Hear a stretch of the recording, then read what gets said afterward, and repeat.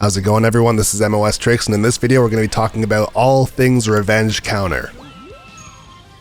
Revenge Counter is the #1 way to escape almost any situation as long as you have 2 skill stocks. And before we get extremely in depth, I want to make sure everyone is on the same page. If you hear this sound, this is the sound of a Revenge Counter being activated. And speaking of activation, since this actually has such a high skill stock cost, the activation is extremely lenient and it's very easy to do. By pressing your right stick in, you can do a Revenge Counter. And in this example here, I tried to input the Revenge Counter as late as possible, and I was able to get it on frame 13 after the initial hit, which is quite loose timing for a counter attack. And that was against a light attack. I also tried it against a much stronger attack, and I was able to input Revenge Counter 28 frames after I was hit, which is nearly half a second. And this leads me to believe that against light attacks, you have a 13 to 15 frame window, and against strong attacks, you have almost 30 frames. I also wanted to touch on Super Perception as well, and the reason for that is because they actually make the exact same special noise. But the main non-technical difference between the two is that with Super Perception, the screen goes dark. Revenge Counter is light, whereas Super Perception is dark. Just so you know the main visual difference. Next, I want to talk about revenge chains and what to do if you find yourself in one. A revenge chain can be pretty terrible to get stuck in because you can end up wasting all of your skill stocks. And they can happen pretty easily as well. Simply by going for a Super Perception against a charge smash, you can find yourself very quickly in a revenge chain. And it's very easy to get carried away and go back and forth doing this until you have no skill stocks. There's also the potential for someone to try and break the chain with Perception, in which case you're going to take even more damage. But guess what? Even after the cutscene finishes, you can still do another Revenge Counter after this. And if you happen to land 2 or 3 Revenge Counters in a row, you can do